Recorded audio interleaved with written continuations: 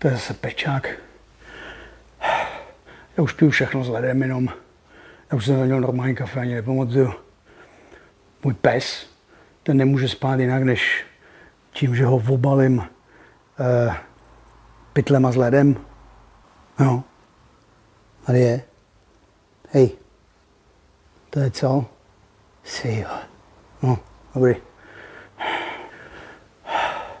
Jak ten vrátě tady může bydlet? Já úplně rozumím, že mu bylo na Gold Coast zima, tam, kde mě občas navštívil, ale já se tady doma rozteču. Není pravda, že bych nechtěl dělat videa, ale ono se toho děje tolik, že to se nedá stíhat.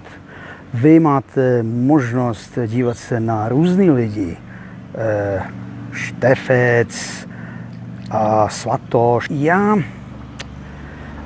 Pak se podívám na zprávy a nevěřím svým očím, uším a já si říkám, jak je to možný? Jak je to možný? Ty Češi nejsou špatný lidi.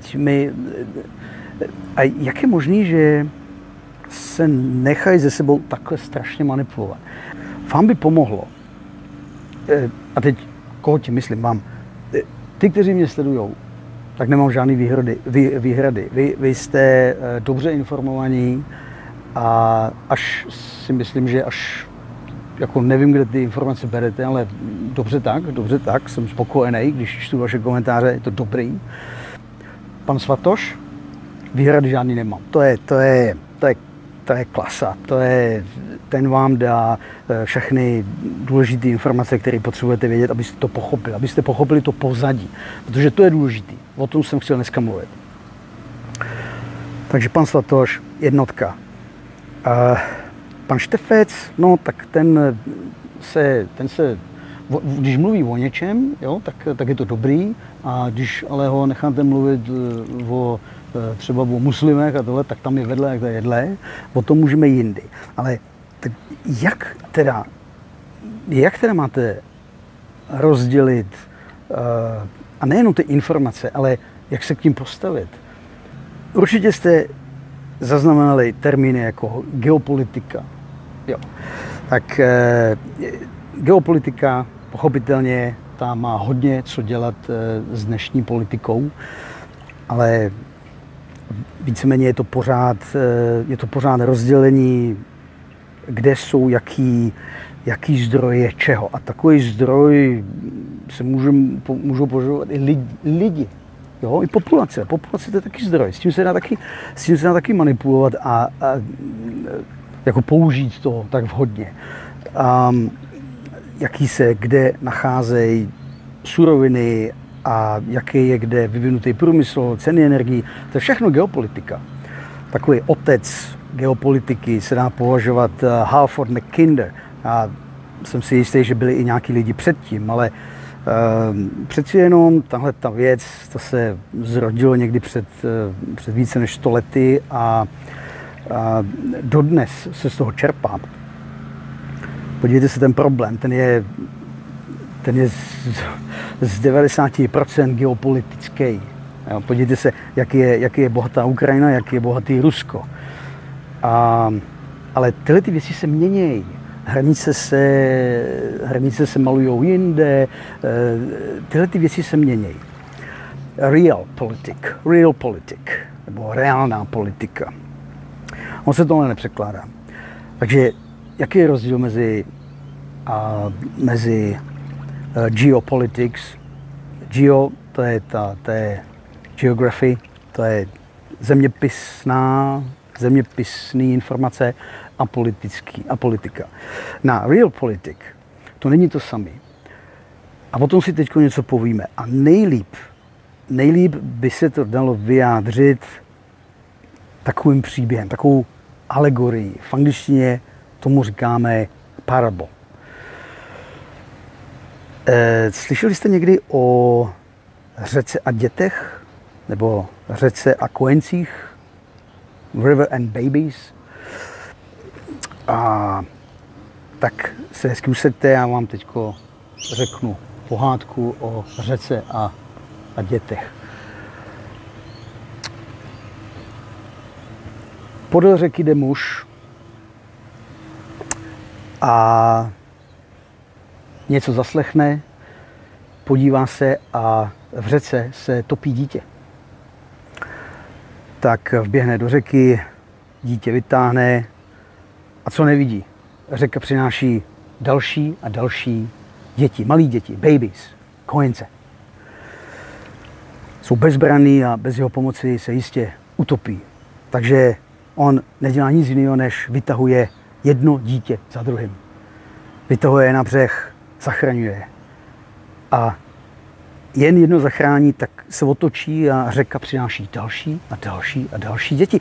Ten člověk nedělá nic jiného, než vytahuje děti a děti ven na břeh a ta řeka přináší další a další děti. Ty všichni křičejí, topí se a je mu jasný, že bez jeho pomoci ty děti se utopí.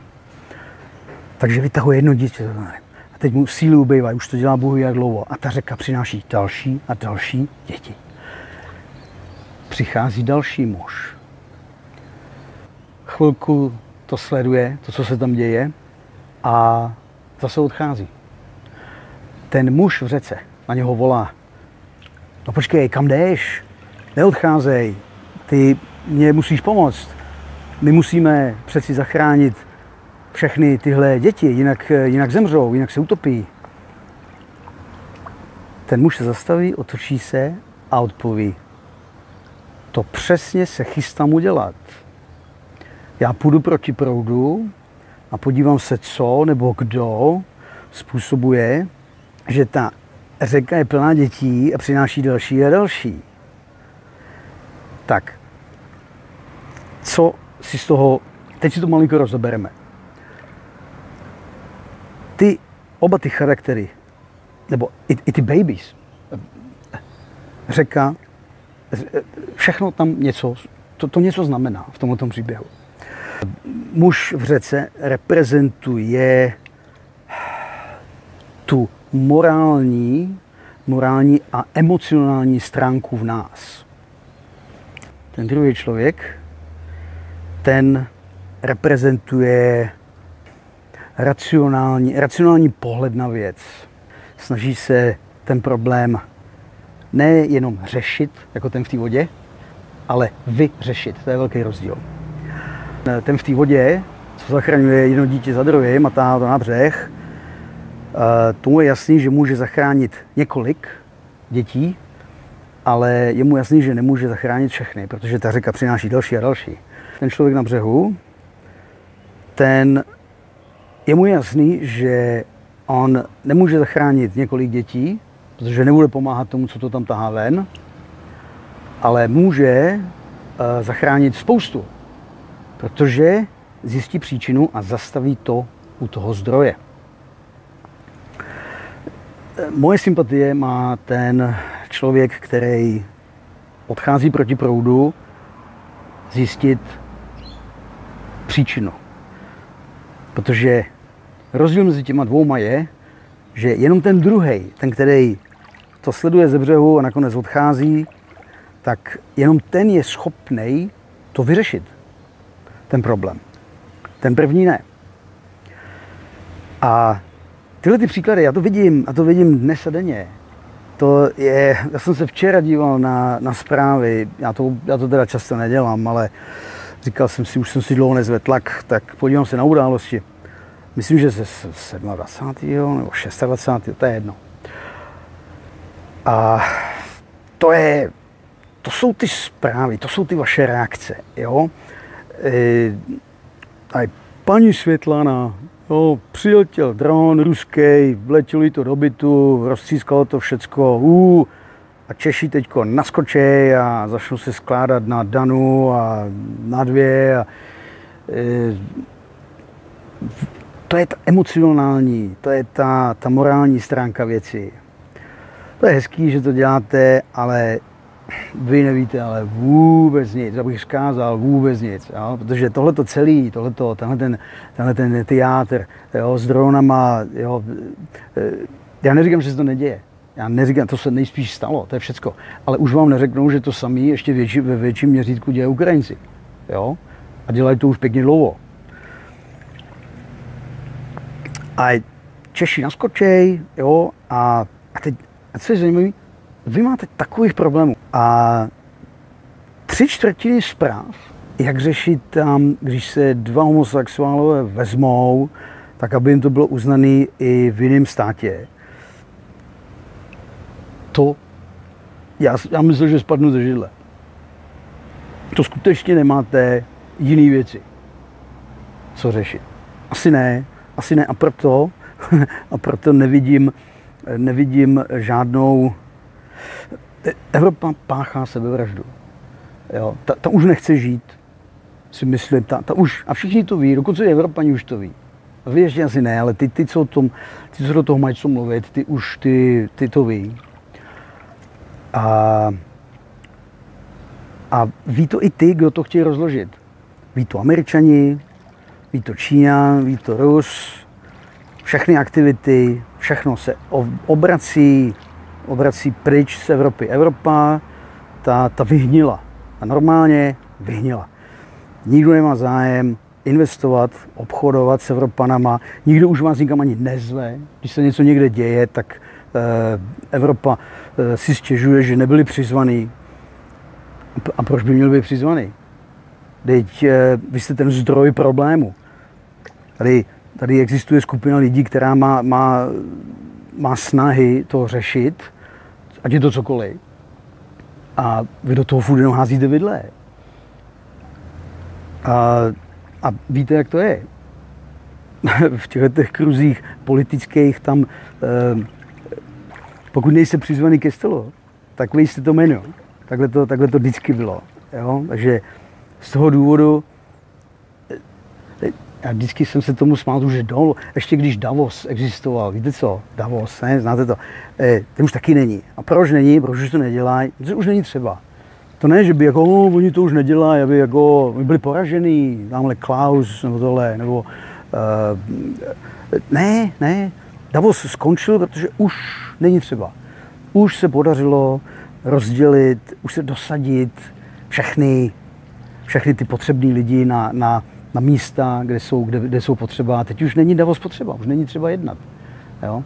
Podívejte se, tamhle Kalasová, jo? Tu vyhnali z Estonska, že byla naprosto neschopná, co s ní, no tak ji uklidili do Brusele. Jo? V těchto kruzích se padá nahoru. A vždycky bylo vyčítané, když mluvím o Davose, a teď ten Putin je s ním taky, jo, a teď on tam taky jezdil a tohleto. Já být Putin, jo, a někdo mě tam pozvá, tak taky jedu. Ať vidím, o čem se tam povídá, ať lidi se tam jednají. Protože znovu, jak říkám, pokud nebudu sedět u stolu, tak jsem na jídelním lístku. Zelenský má problém, protože lidi kolem něho ukradli nějaký peníze, jedná se o nějakých 100 milionů dolarů a ukradli to jeho nějaký lidi blízký k němu a teď Zelenský má problém. A teď všichni to přetřásají. A to je zase jenom zrcadla a kouř. To jsou zase jenom clona. Hele, sem se nedívej, tady se nic neděje, tamhle se koukej. Jo? Zase s váma manipulujou. Prosím vás, 100 milionů dolarů. Jo? Dejme tomu, že to si rozdělili, já nevím, 10 lidí, jo? Mezi sebou. Tak to není nic. To nejsou vůbec žádný peníze. Záměrně nikdo nemluví o miliardách, které zafičeli, zahučeli za poslední 2 nebo 3 roky na Ukrajině. O tom se nemluví. To je vám jedno. Ale ukážu vám zlatý hajzl a můžete se čertitě, podívej. Jo, to je přesně, vy stojíte v té řece, těch peněz se ukradlo mnohem víc. A proč se o tom tady nemluví? Proč najednou teďko někdo přetřásá pár milionů s tím, co se skutečně ukradlo, a zlatý hajzly, tohle je připravený všechno. To celé od začátku nedává smysl. Když se nad tím zamyslíte, ty lidi, co to ukradli, já si nepamatuju jména, ale vy víte, nějaký 2 nebo 3 zmizeli do Izraele. To všechno bylo připravené a Bůh ví jak dlouho. Tyhle ty zloději, který to ani nejsou jejich peníze, to jsou zase reprezentanti pro někoho jiného. to skončí v nějakých bankách, kde jinde by to mohlo skončit. A teď to ani nedává smysl, když si nad tím zamyslete. Zlatý hajzly. Já když jsem zloděj, já když budu zloděj a teď vím, že dřív nebo později se mi na to přijde. Dřív nebo později mě ty moji, pro který dělám, mě prodají. Protože toho hodně vím. A já budu muset mizet, já budu muset se zbalit a tohle. Tak mít konta plný peněz dává smysl. Mít peníze dává smysl. Mít zlatý hajzly, když vím, že s tím budu muset jednou prchat, nedává smysl. To je nějaký idiot.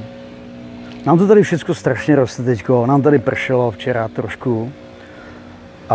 No tak trošku, tak když prší, i když jenom trošku, tak to je takový déšť, že to se nedá ani přeběhnout do auta, jako jo. To vás srazí na zem. Tady, já jsem chtěl doplňovat bazén a soused mi říká, počkej, až zaprší. A jak v návštěvníkách, karas pršíme, normálně za 10 minut jsem měl plný bazén. A myslím, tolik jsem potřeboval, aby mě čerpadlo makalo. To je jedno. Tak a teď s hajzlem se blbě utíká. Kors, notabene se zlatým. Jo, to je těžký, že jo. Takže, ale víte co, víte, k čemu je to dobrý? Vyvolá to reakce, vyvolá to emocionální reakce. Podívej, my tady máme drahé energie, nemáme job, jo, všechno drahý, na penze nebude, příští rok, říkal Fiala. A oni mají zlatý hajzly. A to funguje dobře, naskočili jste dobře. Dobře jste naskočili, Češi, dobře. A proč utekli do Izraele? Proč už dávno měli připravený pasy? No, do Izraele se dobře utíká, protože Izrael, a to všichni vědí, celý svět ví, že Izrael nevydává svoje občany. Takže až jednou budete číst, že Zelenský někam zmizel, tak asi nejspíš do Izraele. On se říká, že je žid tak jako tak, že jo. No není, jo, není, ale z tohohle důvodu, takhle dalece už je to připravený, jo. To už tenkrát, když se začalo říkat, on sám začal, že je žid, tak už tenkrát bylo jasný, že tohoto se nedá vyhrát, že jednou bude muset se schovávat a prchat. On si vzal tu svoji Elénu na nějaký magistrátu v Kyjevě. Jo. Jeho 2 děti jsou pokřtěný. Jo. Zelenský má 2 děti, ty jsou pokřtěný. Takže jaký pak žid?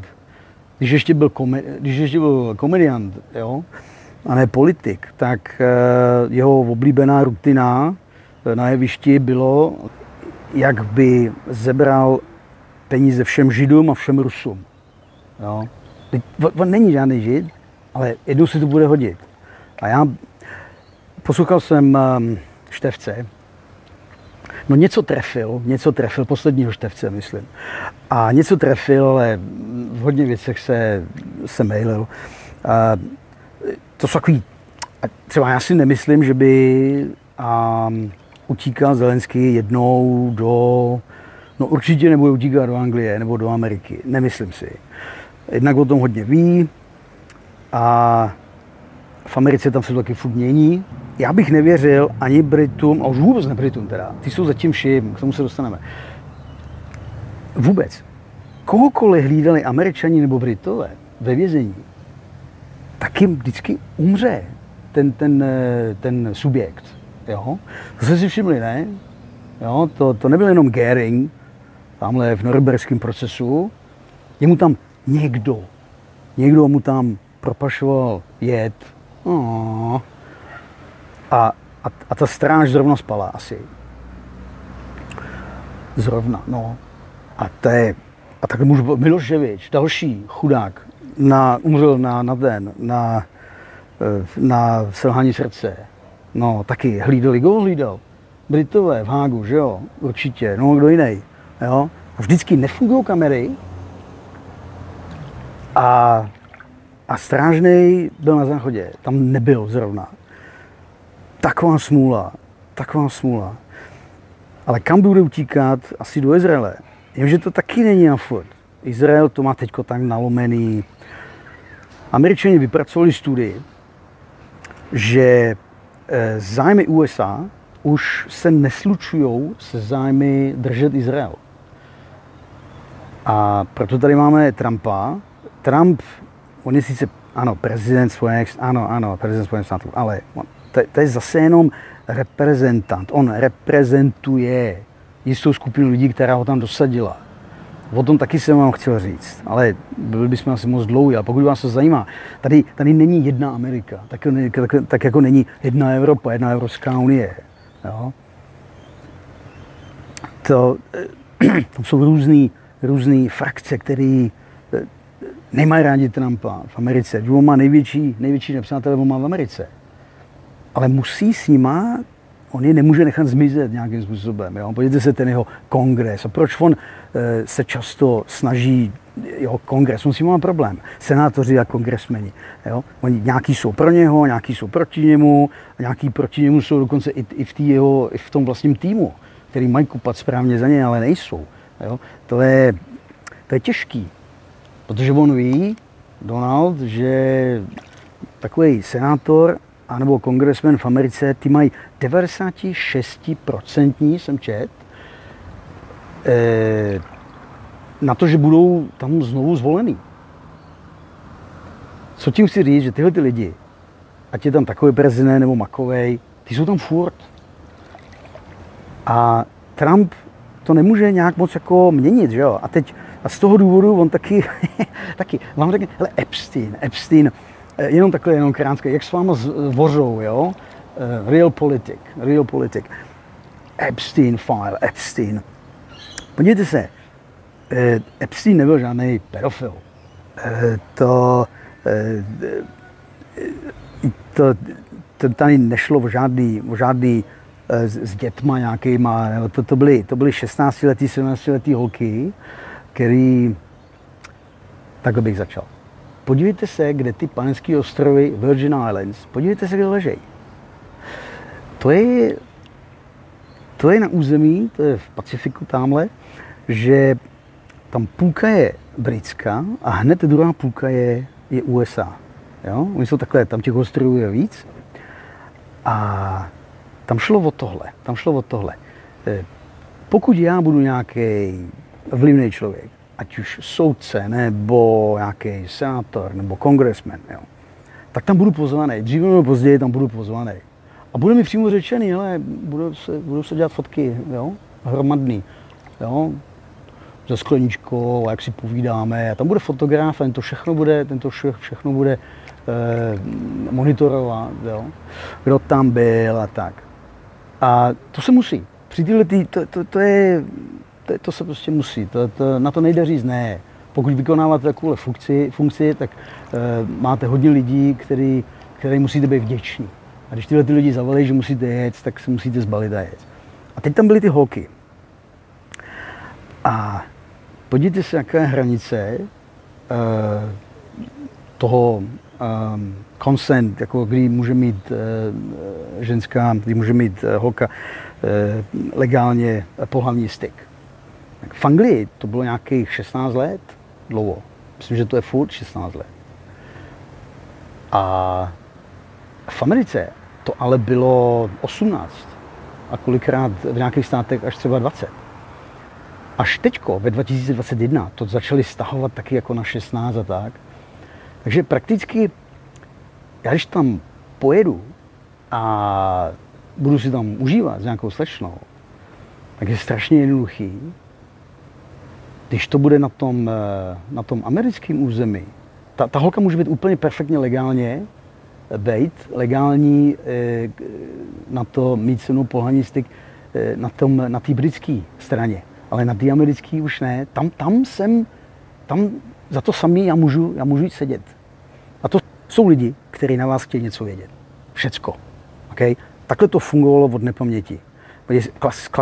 Klasický FBI Edgar Hoover. Ten sbíral informace na úplně všechny politiky. Na ty, kteří ho podporovali, nebo na ty, kteří ho nepodporovali. To je úplně jedno. Každý měl nějakého svýho stína, každý těch politiků, a na ty se donášelo. A podle toho, jaká byla situace, tak Hoover si je nechal zavolat třeba a řekl, hele, podívej, já jsem si tě nechal zavolat, podívej, co jsme na tebe našli. Falešný zrcadlo mám teďko tady takové, podívej se, co se mi dostalo na stůl. Ježiši Maria, to nesmí nikdo vidět. No v pohodě, uklidni se, hele, taky to nikdo neuvidí. Já si to tady schovám a neboj se, u mě to bude v bezpečí. Jenom si představ, kdyby se to dostalo někomu, kdo tě nemá rád, kdo bude volit proti tobě, jo, nebo tak. A ten člověk je navždycky zavázaný. Ten, OK, a teďko, ale já si to tady nechám a bude to u mě v pohodě, ale já ti občas požádám o něco a čekám, že to uděláš, OK? To je klasika. Takhle se chovali Britové ke špionům za druhé světové války, nebo za všech válek, jo? Když za druhé světové války, dejme tomu, Britové zjistili, že odhalili nějakého špiona pro nacisty. A tak podle zákonů válečných špion ten jde ke zdi, toho by mohli odstranit okamžitě, bez soudu. No proč to neudělali? Oni to zavolali a řekli, hele, a my bychom tě mohli zastřelit, ale my to neuděláme. To asi nechceš sám, ne? Co? No, nechci, no. Dobrý, tak hele, tak to uděláme tak. Ty dál budeš posílat zprávy tak, jako děláš, akorát, že tentokrát nám to budeš dávat číst. A občas ti dáme my zprávu, aby si poslal, jo. A pak je možný dělat takové věci, jako vylodění a tak, protože oni odhalili spoustu těchto, jo. A z toho samého důvodu Trump, když se mu dostal, a on jako prezident disponuje tohletou mocí, že on samozřejmě může nahlídnout, kam chce. On jí řekne, tohle to chci vidět, tohle to mě umožněte, tak jemu to musí být umožněno. A tak se mu dostali tyhle ty Epsteinovo files, tyhle ty složky se mu dostaly do ruky a oni ani o nic nemají. Jak to víme, hele, on tam možná byl, on tam možná figuruje, ale jediný, co vidím, to je fotka, jak tam stojí z Melanie. Všimli jste si, co se stalo? Trump nejdřív řekl, hele, vyhlásil, mám je v ruce. A teď vím, kdo přesně, kdy, s kým, jak, OK? A všimli jste si, jak v zápětí stihli takový ty kritiky, takový De Niro přestal se ozývat, že se odstěhuje do Kanady a tohle. A tenhle ten senátor předtím vykřikoval, jak Trump je, jak je k ničemu a teď najednou stichnul a tamhle ten kongresmen už nevykřikuje, už je sticha. A to je to samý. To je to samý. Trump ví, že tyhle lidi jsou tam volení znovu a znovu a znovu, 96%. On se jich nemůže zbavit. A on by mohl. Dobře, tak co by získal tím, kdyby ty files jako zveřejnil? Takže teď každý na celém světě se může podívat, tenhle. Tak nějaký lidi možná přijdou o svoje místa, ale tak tam přijde jiný. A já zase budu plánovat, co na ně budu kdy hledat, jo.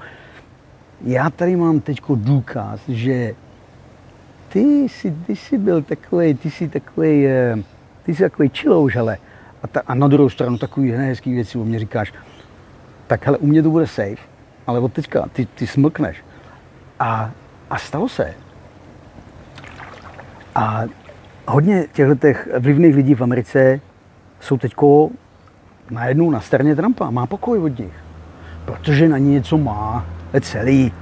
Jenom abyste si nemysleli, my Češi, nebo i Slováci, my máme pár zrůd taky. Máme zrůd v tomhle ve skříni. Jo? Tahle jeho Epsteinová milenka, která taky je teďko sedí, Maxwell, tak její tatík byl podvodník. V Anglii to byl spekulant, zloděj, podvodník, ve velkým myslím, jo. Ten vlastnil noviny a takovýhle tyhle. Ten byl, vždycky to byl agent Mossadu a MI6. A od Maxwell nebylo jeho pravý jméno. On se jmenoval Jan Hyman nebo tak nějak. A byl, ano, z Československa, ano, přesně tak. To ještě tenkrát, když jsme měli tu podkarpatskou Rus. že my jsme všude. No a taková a největší zrůda zrůd, jo. Madeleine, krvavá Madeleine Albrightová, jo. taky nechtějí země těžká bestie. Jo, to je taky těžká, jo? My taky máme podíl na tom. A teď a ještě znovu se vrátím k tomu, takže nenechte se balmutit takovýma, že teď, podívej se, on ukradl tolik a tolik peněz a měl doma zlatý hajzel a tohleto. A možná jo, ale určitě to bylo všechno jinak. A všichni ty lidi mají pasy izraelský a figuruje v této kauze taky figuruje jméno český, jmenuje se Tomáš Fiala. Já nevím, jestli jsou spřízněný s tím naším Fialou. Údajně, že ne, ale já bych se nedělal, kdyby jo.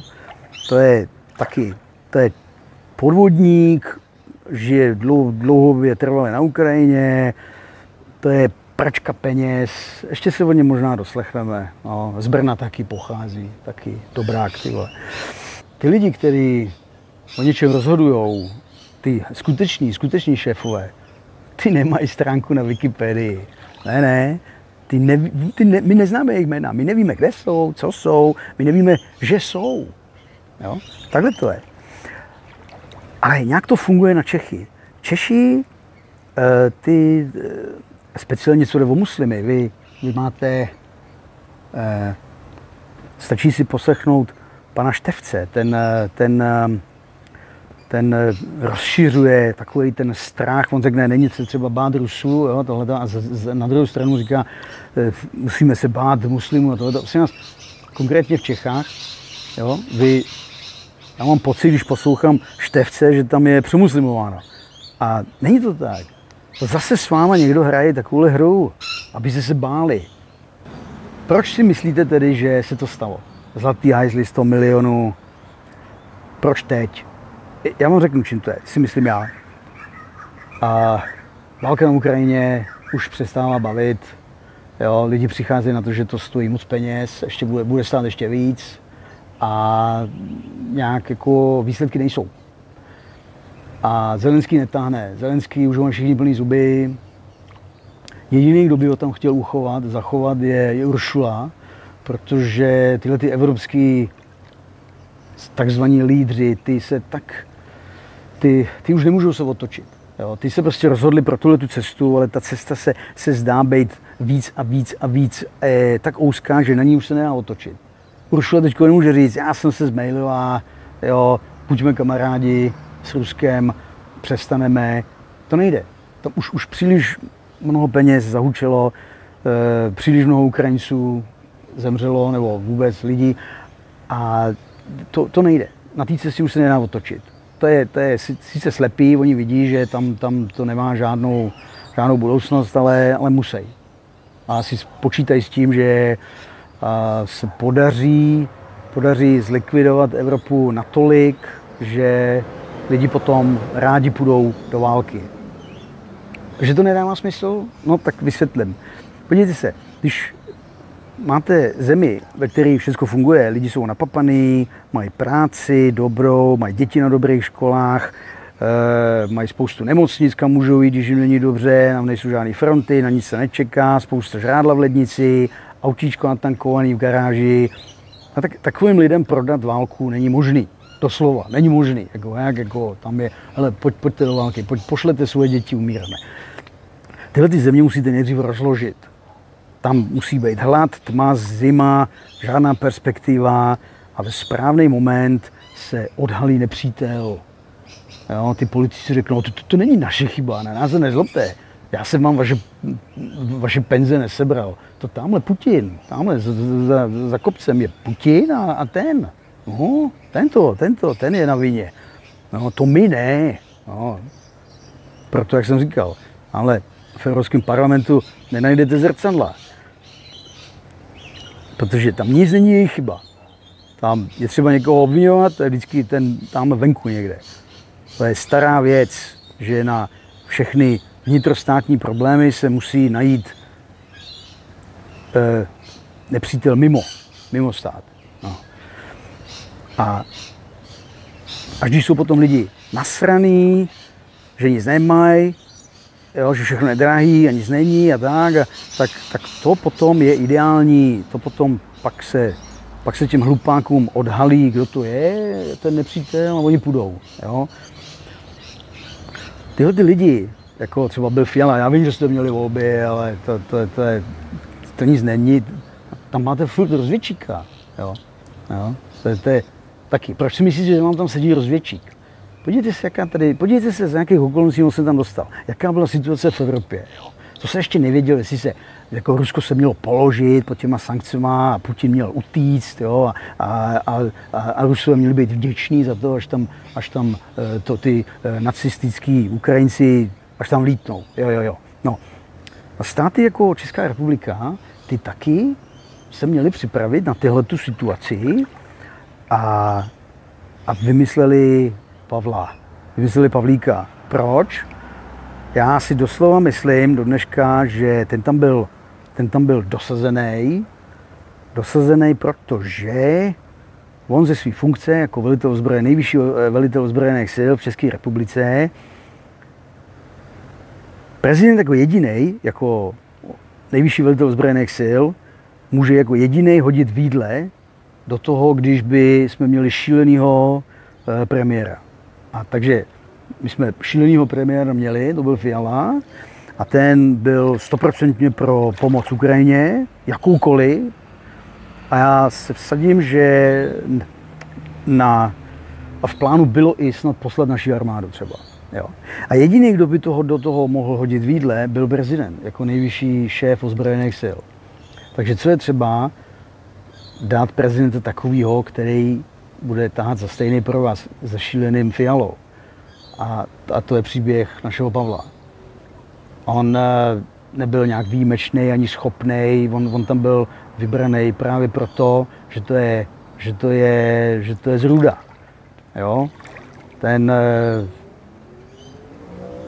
Ten nějaký generál v NATO, prosím vás, do NATO asi berou, když už do NATO berou lidi jako je Pavel, no tak s takovým NATem se nedá vyhrát, jako sorry. Asi oni měli zájem, protože a proč ne? Jo, je to člověk, který byl vychovaný v nepřátelském režimu, no tak ho tam vezmeme, třeba se něco dozvíme, co nevíme ještě, jak to tam chodilo tenkrát, no. Tak good luck.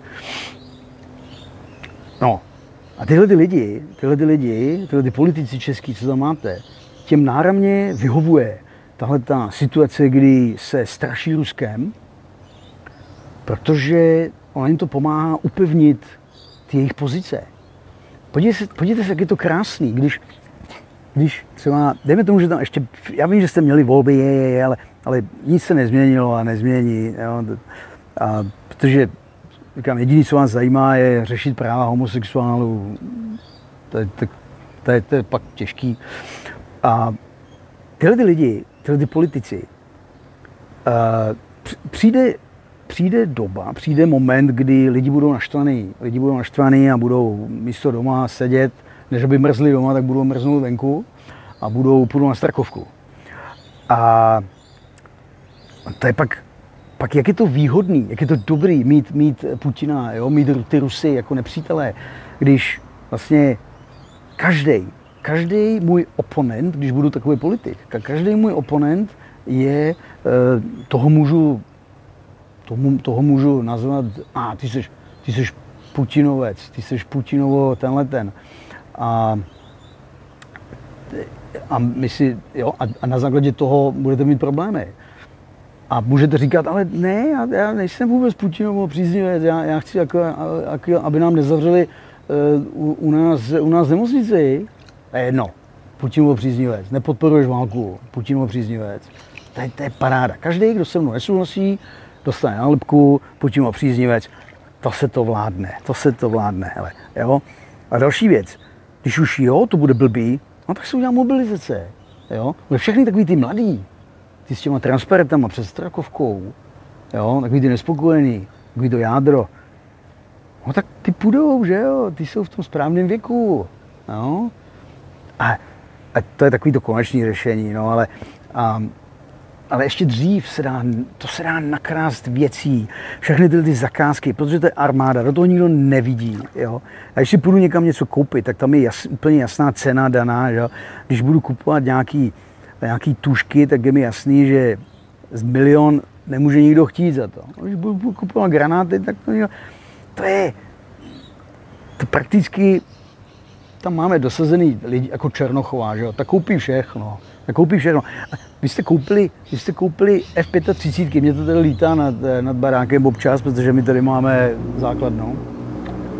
To je vošklý letadlo, to, hlavně když to přistává, jo, to je tak, já se nedivím, že já nejsem žádný znalec, ale jako, to už říkal nějaký ruský konstruktor, říkal, letadlo musí být aerodynamicky pěkný, jo, jinak nefunguje tak, jak má, jo, a F-35, no dobrý, no, ale hlavně, vy je dostanete za 20 let?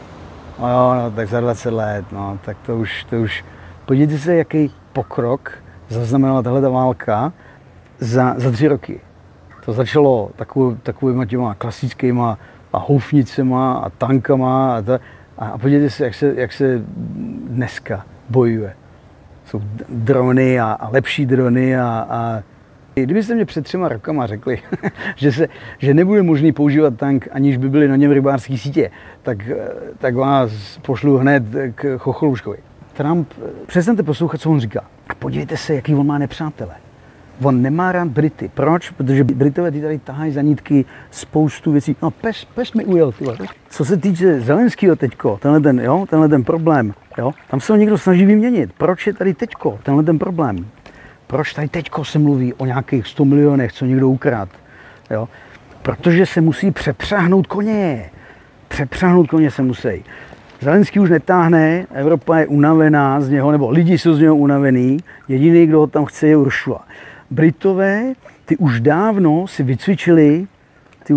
vycvičili Zalužnýho. Zalužný už před lety, přeci si ho Britové odvezli do Londýna a tam z něho honem rychle udělali velvyslance.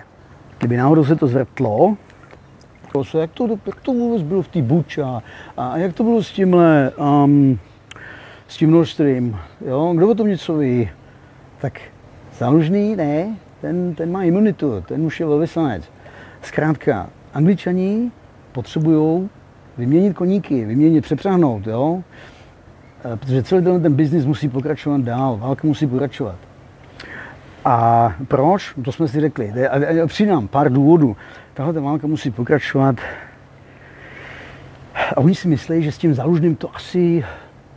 Lidi si řeknou v té Evropě, no tak teď je tam Záložný, teď to bude o něčem jiném. Jo, no nebude. A oni by rádi, jo, protože tady jsou ty peníze. Tady už dávno zlomili hůl nad nerostným bohatstvím Ruska. Jo, to je nějakých 75 až 90 trilionů dolarů. Jo, Ukrajina tam má nějakých 12 až 15 trilionů dolarů nerostného bohatství, s tím, že ale 12 z toho leží na ruský ovládaném území. Takže i BlackRock se stáhnul. To víte, ne? Před pár měsíci i BlackRock prostě to zjistil, asi objevil Ameriku prostě a řekl, tam tak se stáli, protože na to není zbytečný. Ty už pochopili, že Rusové tohle se nezbaví. No. Ale tady je furt těch 300 nebo kolik peněz zmražených ruských v Evropě a Ursula by moc ráda na to s těma svýma špinavýma prackama došáhla. Ale na to potřebujete dál bojovat. Protože, vysvětlím, kdyby ona nemůže, Evropská unie nemůže souhlasit ani s příměřím, ceasefire je příměří, a už vůbec ne s nějakou mírovou dohodou. Proč? Protože obě tyhle varianty znamenají to, že se budou muset sejít s Rusama u jednoho stolu a tam se budou projednávat podmínky, z jakých okolností bude příměří a za jakých okolností bude mírová dohoda a podobně. A oni ví, že všichni ví, že Rusové přijdou a určitě řeknou, určitě zmíněj, jo, a ty peníze, ty jako nám krás nebudete. No a protože oni je moc rádi chtějí. Takhle, oni jim nic nezbývá. Evropská unie je na buben. A už je na bubnu a oni ty peníze potřebují. Tady politici na této úrovni si uvědomte, jak je další takový pravidlo, oni nedělají to, co chtějí. Politici dělají to, co musí. On musí udělat tohleto, on musí říct tohleto, protože prostě jako už dostal peníze na kampaň od tohle, on nemůže jinak. Jo? A no, ale protože to jsou takové politici, to jsou takový, ty se vzali, to nikdo neví odkud, jo, to je tamhle skákavá trampolína, jo, Baerbock, jo, v Německu, a to jsou, a pak tady máte skutečný politiky, jo, máte skutečný politiky, jako je Putin třeba, jo, a to jsou lidi, co přemýšlejí, co ví, jo, tamhle Ukrajinci pošlou dron až do Kremlu, jo, a teď čekají, teď určitě na to Putin naskočí, tak teď přiletí, teď už určitě pošle Orešník na Kyjev a bude tam velká díra a potom my můžeme říct, aha, my jsme vám říkali, že Putin je blázen, a vidíte, ne? Hej, tady můžu jenom já hulákat. No a on ten Putin furt nic, protože on ví, že to neposlal žádný ukrajinský operátor dronu, že to ani Ukrajinec za tím letím nestojí, to jsou Britové a americký satelity a jo, tohleto, on ví a klade si otázku, když teďko odpovím, není to to, co oni očekávají, a přece nebudu dělat to, co oni chtějí. Já si myslím, že se tady dohaduje něco mnohem většího, o čem se nemluví. Ono to rád mluví Tom Luongo. Tady já sleduju lidi, kteří Trumpa mají rádi a věří, že to, co dělá, je dobře. Pak sleduju lidi, kteří Trumpa nemají rádi. Jo? Jako je třeba třeba Brian Berletic. Okay? Ten prostě jednoznačně tvrdí, že hele, to je úplně jedno, jaký je tam prezident v USA, ty mají furt jeden a ten samý a takhle se jede. A pak poslouchám lidi, kteří to mají tak a ty všichni se jako rozcházejí v těch názorech různých, ale zároveň se v něčem v jednom shodujou. A v tom, v čem se shodujou, je to, že Evropa. Nikde nefiguruje Evropa. Jak jsem říkal na začátku, s Evropou už nikdo nepočítá. Tam nejsou. Tam nejsou zdroje nerostného bohatství. A i kdyby byly, tak dneska to dloubatství země je tak ekologicky nešetrný, jo, že v Evropě by to nemohlo projít. No není možný, aby jako se tam začalo něco kutat. I kdyby tam něco bylo, třeba nevím, někde v Polsku, nebo v Německu, nebo ve Francii, nebo v Belgii, jo, tak vy to z té země dostat nemůžete, protože to poškození, to by nebylo možné. To by nevysvětlili ty firmy. Jo. A navíc nikdy to neudělají tak levně jako někde jinde, Číňan, jo, nebo Američani, nebo Rusové. Tam nic není, zkrátka. V Evropě nic není. Tam už není ani energie, protože Ursula, víte, co udělala Ursula? Vzpomínáte si? Trump si ji pozval na svoje golfové hřiště a tam si ji namazal na chleba, jo? A ona musela slíbit, že bude hodná holka a že bude kupovat drahou energii za 700, další 3 roky teďko, za 750 miliard dolarů budou kupovat Evropská unie energii z USA. Jo, místo toho, aby řešili nějaké energie v Evropské unii. A dalších, o tom se moc nemluví, ale jestli to víte, dalších zhruba taky, myslím, že 700 nebo 750 znovu miliard, Trump řekl, a A to jsou další peníze, další tyhle ty peníze, dalších 750 budete investovat, jako Evropská unie, v USA. Jo, že třeba, nevím, automobilky, oni se tomu brání, nějaký šli do USA, nějaký šli do Číny, jo. Takže tyhle ty vaše elity, takzvaný, oni mají problém. Jak vysvětlit těm našim evropským voličům, že za jejich peníze, za jejich daně my kupujeme předražené energie z USA, ne ty naše, s těma našimi vůbec nic děláme, ty jenom zavíráme. A navíc z toho, co zbyde, z těch peněz, teď budeme danit, všechno budeme danit, všechno se bude danit. A teď z těch dalších a dalších daní, místo toho, aby jsme je použili na projekty v EU, tak je budeme investovat do projektů v USA. Jo?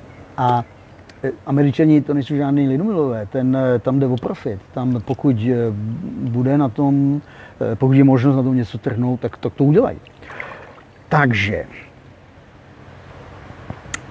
v Evropě není nic. Tam není nikdo, s kým by Američani, Číňani nebo Rusové chtěli jednat. Tam není nic, co by se dalo dolovat. Tam není, Rusové tam nepůjdou. Proč by to tam dělali? Proč by Rusové táhli na Evropu? Vy tam máte kulový. Co abyste Rusové přijdou dotáhnout do Paříže a tam jen pařížský penzista řekne, to jsem rád kucí, ty budete platit, teď mi budete vy platit můj penzi. Ne, to je, co světem bude, války se vedou jenom, když z toho něco kápne. A jo, to bylo takhle vždycky. No, zkrátka. Takže vy tam energie nemáte, noví děti se tam nerodějí, jo. Máte akorát hodně penzistů, všecko jste konkurenceschopní, máte jenom problémy, máte tam teď problémy s migrantama, lidi nasraný, když s váma člověk chce o něčem mluvit, tak máte přeregulováno, vy nemáte žádnou evropskou AI. To je taky sporný, co je to AI, ono to o tom možná jindy, jo? To není ani inteligentní, ani umělý, jo? Ale budiš, o tom jindy. Vy nemáte nic svoje, vy nemáte žádný high-tech, nemáte svoje, ale už na to máte regulace, jo? To je zajímavý. To je asi jako kdybyste si chtěli rozpracovávat Mars, ale ještě jste nevylezli raketu, jak se tam dostat. Jo? Nejedno. Takže s váma se prostě nepočítá nikde. Všechny ty lidi, co sledují, ty mají jedno společný. Evropa skončila. To centrum, Evropa byla dlouho, několik století tady byla dlouho, jako to bylo takový centrum, že jo. No, není. Už není, skončilo. Tom Lungo tvrdí, že to bude takzvaný ARC. To bude Amerika, tím myslí USA, Rusko a Čína. Jo, představte si, že se díváte na planetu, dřív ta Evropa byla v centru a teďko se to celý takhle jako otočí. A bude Amerika, Rusko a Čína. Tyhle ani jeden z nich nemá všechno. Oni se potřebují navzájem. Oni můžou od toho druhého něco získat, jo? A o tom to je. Jeden člověk, o kterém jsem vám neřekl, který ho sleduju a který to trefil všechno na hlavičku už před nějakýma 3 lety. A o něm nikdo nemluví, ten nemá, jo, a to, že o něm nikdo nemluví, nikdo ho nezmiňuje, tak to mě jenom utvrzuje v tom, že ten člověk je hodně blízko toho, jo, jakým způsobem se ten svět točí. No. Zkrátka, Trump tam byl dosazený a přichází jeho hodina. Vždycky každý odpoledne má crčka, a je to čivava, no, tak je to čivava, no, on něco slyší a já mu to nezazlívám, že se na ně podívejte, jo, 60% jeho těla jsou uši. Takže on, když něco zaslechne, tamhle o 50 km od nás, tak to slyší a musí odpovědět. Takže centrum bude úplně někde jinde. A tyhle ty země se potřebujou. A Trump Trump reprezentuje jistou skupinu lidí. Tahle skupina, která tam dosadila Trumpa, ty dělají peníze tím, že obchodujou. Trump tu válku ne, že chce, on ji potřebuje ukončit, to je pravda, on ji potřebuje ukončit, protože tady je velký biznis, který se dá dělat.